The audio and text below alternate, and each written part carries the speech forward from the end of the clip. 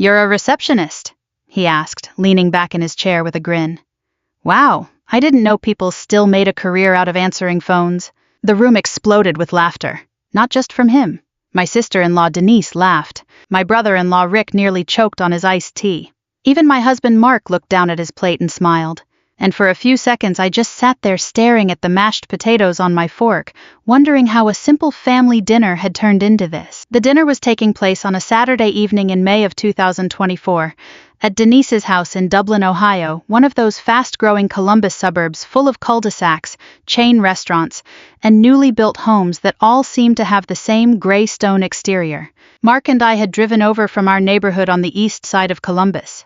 We'd been married 23 years. I was 47 years old and worked as a receptionist for a regional healthcare management company downtown. Nothing glamorous. Nothing that would impress people at cocktail parties. But it paid the bills. It came with health insurance. And after 14 years there, I knew just about everybody who walked through those doors. Apparently, that wasn't impressive enough for Denise's new boyfriend. His name was Grant Holloway, 52 years old, tall, expensive haircut, expensive watch, expensive everything. The kind of guy who somehow managed to mention money within 10 minutes of meeting someone. Actually, in Grant's case, it had only taken about 4 minutes. When he arrived earlier that evening, he'd parked a black Mercedes SUV in front of Denise's house. Not that anyone could miss it. He'd made sure everybody saw it. The first thing he said after walking through the door was, "Parking, this thing is a nightmare. These luxury SUVs are getting bigger every year." Then he'd laughed as if owning one was a burden. The rest of us smiled politely. I should have recognized the warning signs. Dinner started pleasantly enough. Denise had made pot roast green beans and homemade rolls. The local news played quietly on the television in the family room. The grandkids were downstairs watching a movie. For a while it felt like every other family gathering we'd had over the years. Then Grant started asking everyone what they did for work. Rick worked for the county transportation department. Grant nodded politely. Mark managed inventory for a regional building supply company. Another polite nod. Then his eyes landed on me. "What about you, Linda?" "I work at Buckeye Health Management." "Oh, nice." He took a sip of wine. "What do you do there?" "I'm the front desk receptionist." Something shifted in his expression. Not dramatically. Just enough, like he'd suddenly lost interest. "A receptionist?" I nodded. "Been there a long time?" 14 years. Then came the comment. "The one that changed the whole evening." Wow, 14 years answering phones, that's commitment. Several people chuckled.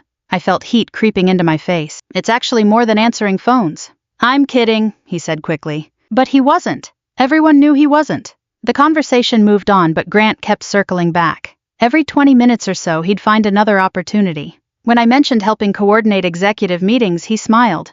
"So basically, you're the gatekeeper." When I mentioned organizing schedules, he laughed. "So you're really good with calendars." Each remark sounded harmless on its own. Together, they became something else. A pattern. And the worst part wasn't Grant. It was everyone else. Nobody told him to stop. Nobody said he was being rude. They just laughed. At one point, I used the word organization. Grant immediately repeated it in an exaggerated version of my voice. "Organization?" A few people laughed again. I hadn't even realized I pronounced it differently. Apparently he did. "Ohio accent?" he asked. I shrugged. "Probably. My ex-wife was from Kentucky, similar thing." More laughter. I looked toward Mark. He avoided eye contact. Later, while Denise was in the kitchen getting dessert, I followed Mark into the hallway. "Did you hear what he's been saying?" Mark sighed immediately. Not because he was surprised, because he knew exactly what I meant. "Linda." "What?" "Just let it go." "He's making fun of me. He jokes with everybody." "No, he doesn't." Mark rubbed his forehead. "Denise is happy, don't start a fight." That hurt more than anything Grant had said, because I wasn't asking him to fight. I was asking him to notice, to care. Instead, he walked back toward the dining room, and I followed behind him, feeling smaller than I had in years. Dessert was strawberry shortcake from a bakery near Bridge Park. Everyone gathered around the table again. That's when Grant shifted into another gear entirely. The boasting started. At first it sounded normal. Stories about work, travel, clients, business deals. But then the stories got bigger and bigger. He talked about executive boardrooms, corporate strategy meetings, multi-million-dollar projects, private investors, people I'd never heard of but was apparently supposed to be impressed by. The strangest thing was that some of the company names sounded familiar, very familiar, one in particular. A healthcare technology company called MedCore Solutions. Grant claimed he'd played a major role in a project there several years earlier. The way he described it, you'd think he'd practically built the company himself. Everyone at the table seemed amazed. Everyone except me, because I knew Medcore. Buckeye Health Management had worked alongside them for years. Not directly through my position, of course. But when you've sat at the front desk of a company for 14 years, you learn things. You hear names, you recognize faces, you remember who visits, who gets promoted, who gets fired, who actually runs projects. Grant kept talking. The more he talked, the more uncomfortable I became. Not because I was intimidated, because something wasn't adding up. One detail, then another, then a third. By the time coffee was served, I was certain of one thing. The story Grant was telling wasn't completely true. I didn't know exactly what the truth was yet, but I knew enough to recognize a problem. And for the first time all evening, my embarrassment began giving way to curiosity. Because if Grant was lying, he was doing it in front of someone who might actually know better. I glanced down at my phone beneath the table, then back up at him, and suddenly I found myself paying attention to every single word. Because I had a feeling this dinner wasn't going to end the way Grant expected. I didn't sleep much that night. Not because of Grant, at least not entirely. What kept replaying in my head was the look on Mark's face when he'd told me not to start a fight. After 23 years of marriage, you learn which disappointments fade and which ones stick around. That one stayed with me. The next morning was Sunday. I got up around 6:30, made coffee, and sat at our kitchen table while the neighborhood was still quiet. Mark was asleep upstairs. The house felt peaceful. For the first time since dinner, I could think clearly. I opened my phone. Then I typed one name into Google. Grant Holloway. The search results appeared immediately. LinkedIn. Business profiles. A few local articles. Nothing unusual. At first, I clicked his LinkedIn page. According to Grant, he'd spent years as a senior executive at Medcore Solutions. At dinner, he'd described himself as a key decision-maker who helped lead major healthcare technology initiatives. The profile told a slightly different story. Not completely different, just enough to make me pause. His listed title wasn't nearly as impressive as the one he'd claimed the night before. I zoomed in and read it again. Then again. Huh? I leaned back in my chair. Maybe I was being petty. Maybe I was looking for reasons to dislike him. That thought bothered me. I didn't want to become the bitter relative who couldn't stand someone successful. My mother used to warn us about that. Never resent people for doing well, she'd say. So I closed the app, made another cup of coffee, tried to let it go. It lasted about 15 minutes. Then curiosity won. I opened my laptop. Over the next 2 hours, I looked through public press releases, archived company announcements, and old healthcare industry articles. Nothing illegal, nothing sneaky, just information anyone could find. And the more I read, the stranger things became. Several executives Grant had mentioned during dinner were real people. I recognized some of the names myself. A few had visited Buckeye Health Management over the years. The problem was that Grant's timeline didn't fit theirs. Events he claimed to have led happened before he held the position he described. Projects he supposedly supervised were credited to other departments. It wasn't one huge lie. It was dozens of little inconsistencies. The kind that become impossible to ignore once you start noticing them. Around 10 o'clock, Mark came downstairs. He found me sitting at the table surrounded by coffee cups and notes. You've been researching him? I looked up. A little. His shoulders slumped. Linda. What? You promised you weren't going to turn this into something. I didn't promise anything. He opened the refrigerator. I'm serious. So am I. Mark grabbed orange juice. Why does this matter so much? The answer came out before I could stop it.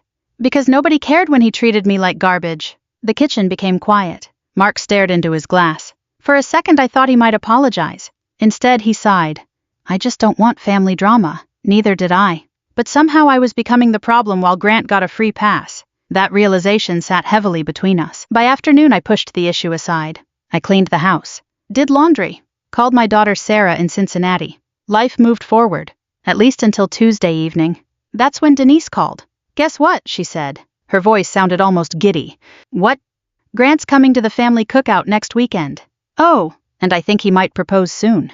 I nearly dropped the phone. Already, when you know you know, I managed a polite response. After hanging up, I sat quietly for several minutes. If Denise married him, he'd become permanent. Sunday dinners, Christmas, birthdays, everything. The thought wasn't exactly comforting. The following week dragged by. At work, I tried focusing on my normal routine. Checking visitors in, answering calls, helping coordinate meetings, greeting delivery drivers. The usual. But every so often I'd remember something Grant had said. Then another inconsistency would pop into my head. By Thursday I couldn't ignore it anymore. During lunch I searched deeper. This time I focused on old company records, corporate announcements, archived organizational charts. The details became clearer. And honestly, I started feeling uncomfortable. Not because I was wrong, because I wasn't. Grant had absolutely worked at Medcore. That much was true. But his actual role appeared significantly lower than what he'd claimed. Far lower. I stared at the screen. You're kidding. One of my coworkers looked over. What? Nothing. I quickly minimized the window. My heart was beating faster now. Not from excitement. From uncertainty. Because knowing someone exaggerated their job wasn't the same thing as proving they were a fraud. And maybe that should have been enough. Maybe I should have stopped there. But then Friday happened.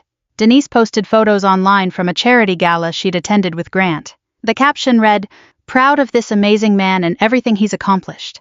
Hundreds of likes, dozens of comments, people praising his success, admiring his story. And suddenly I found myself wondering how much of that story was actually real. That night I kept digging. Close to 11 o'clock I found something that made my stomach drop.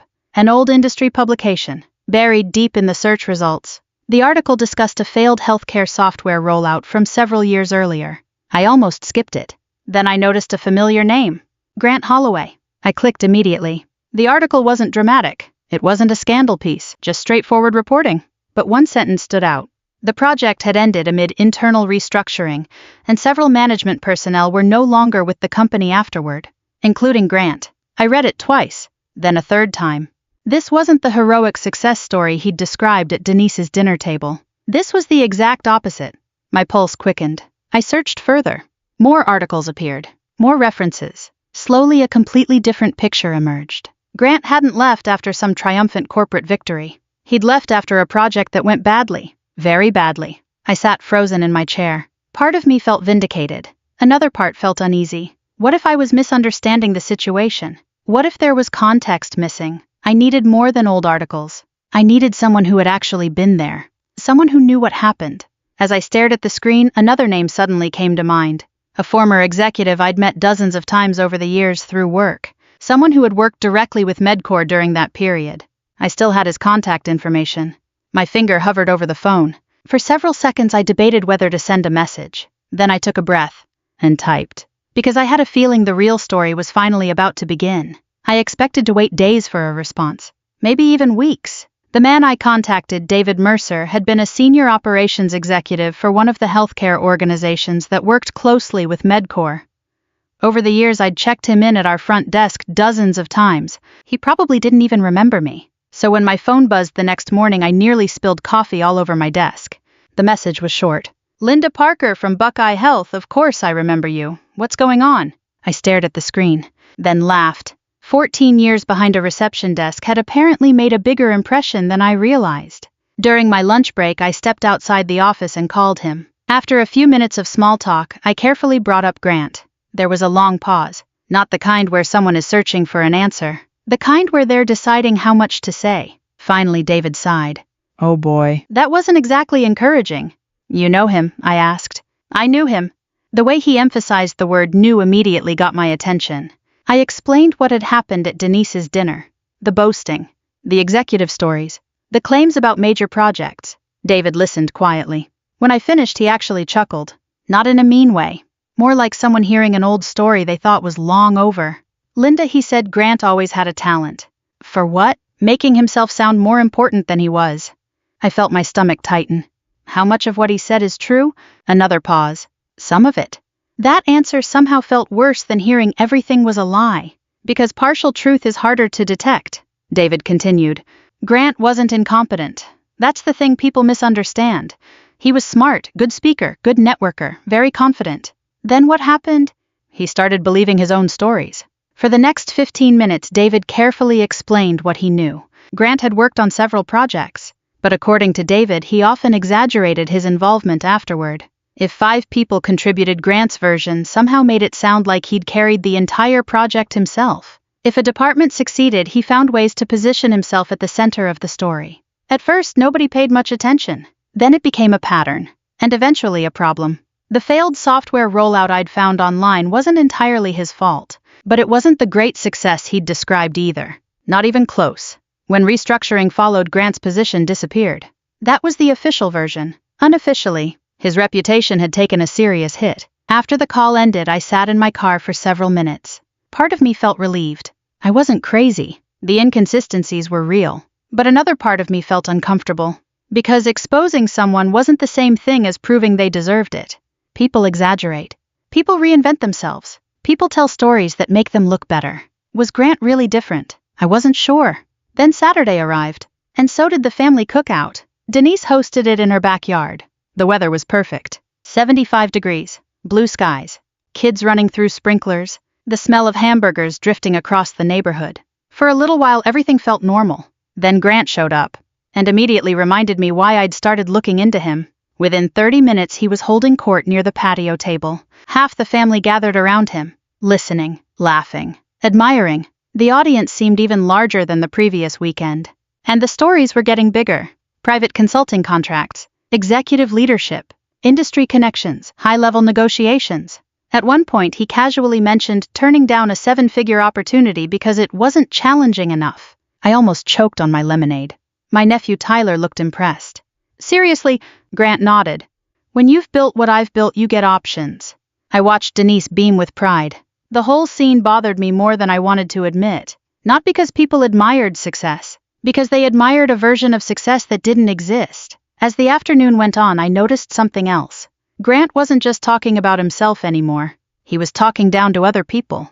Rick mentioned rising property taxes. Grant dismissed him immediately. My cousin Janet talked about her nursing career.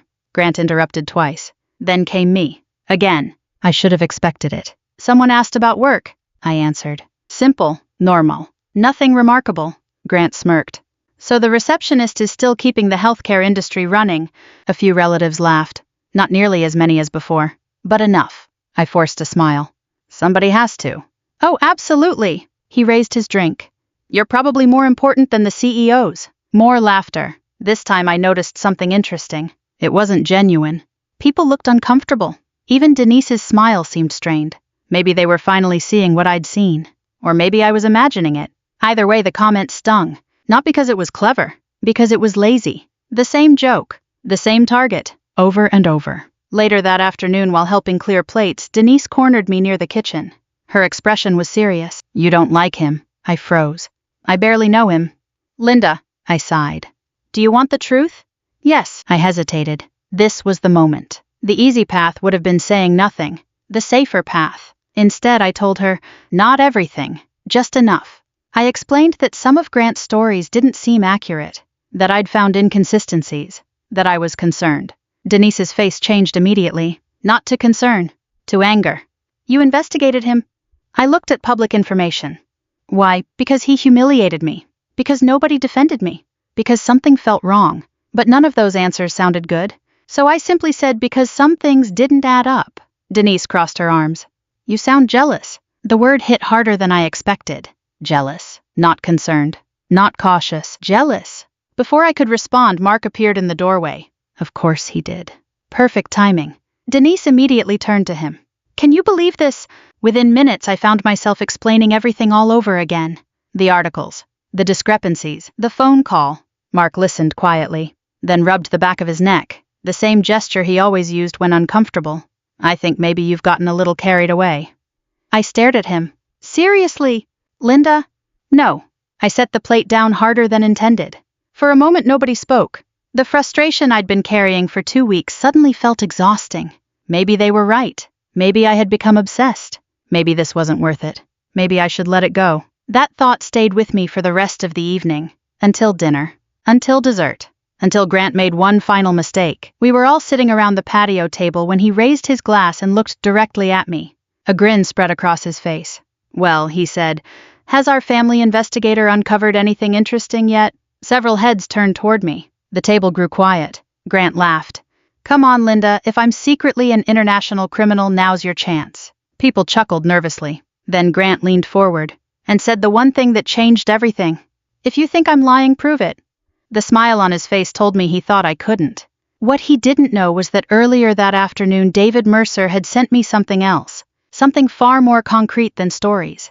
Something sitting inside my phone at that very moment. And for the first time since this whole mess began, I realized I might actually have enough evidence. If you think I'm lying, prove it. For a second, nobody said anything. The evening air felt strangely still. The kids were chasing fireflies near the fence. A neighbor's lawnmower hummed somewhere in the distance. And around Denise's patio table, every face seemed to be waiting for my response. Grant sat there smiling, confident, relaxed, certain he'd won. I should have let it go. Honestly, that's what part of me wanted. I was tired. Tired of arguing. Tired of being dismissed. Tired of feeling like I had to defend myself just because I noticed things other people ignored. So I took a slow breath. Then I looked at him. You really want me to? His smile widened. Absolutely. A few people laughed nervously, not because they thought it was funny, because they could sense something was about to happen. Mark shifted in his chair. Linda, I glanced at him. What? Maybe this isn't the time. I almost laughed. That was exactly what he'd said 2 weeks earlier. Not the time. Not the place. Not worth it. There was always a reason to stay quiet. Always a reason to let things slide. But somehow there was never a reason for Grant to stop. I pulled my phone from my purse. The smile on Grant's face flickered slightly. Just slightly. Okay, I said. You asked. The patio had a large outdoor television mounted beside the covered deck. Rick often used it for football games. A few taps later, my phone connected. The television screen lit up. Suddenly, everyone was paying attention. What is this? Denise asked. I looked at her.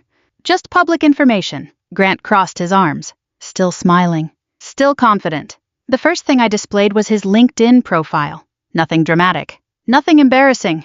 Just his actual listed job title from the period he'd spent discussing. I zoomed in. Then I looked at him. You told us you were a senior executive. Grant shrugged. That's basically what I did. I turned back toward the screen. No, it's not what the title says. A few relatives leaned forward. The confidence in Grant's expression weakened a little. Not much. Just enough. He recovered quickly. Titles don't matter. Fair point, I said. So let's talk about responsibilities. I opened another document. Then another.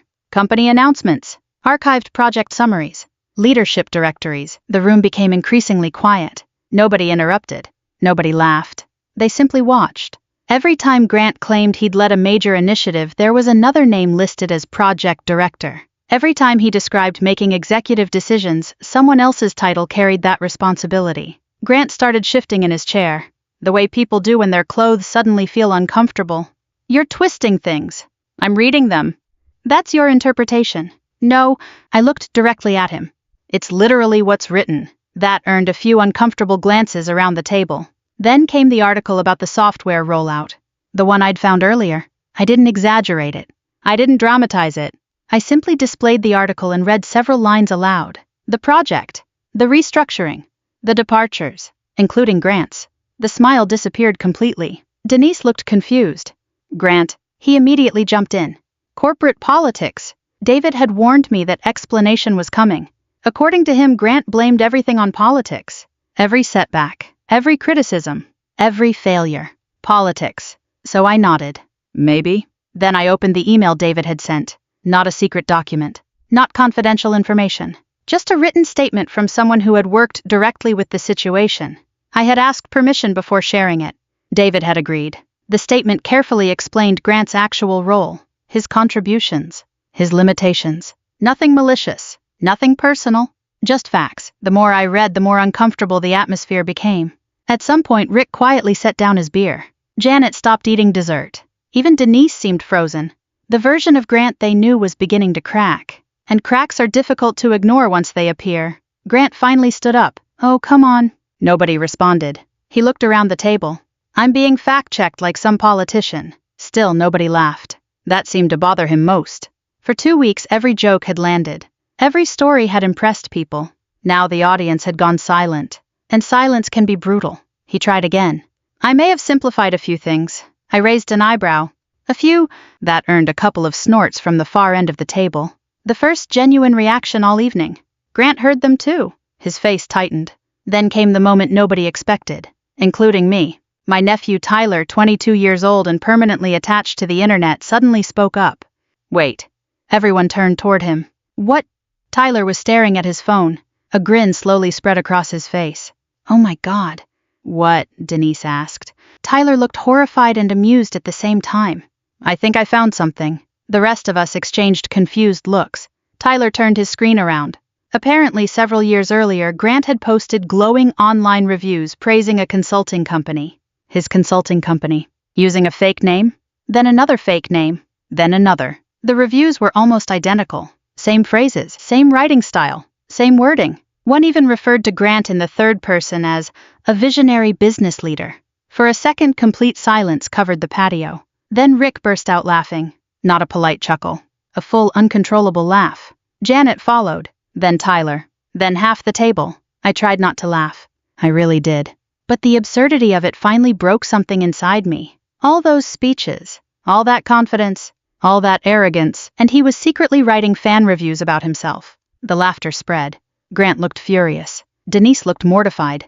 Mark looked like he wished he could disappear into the lawn. Finally, Grant slammed his drink onto the table.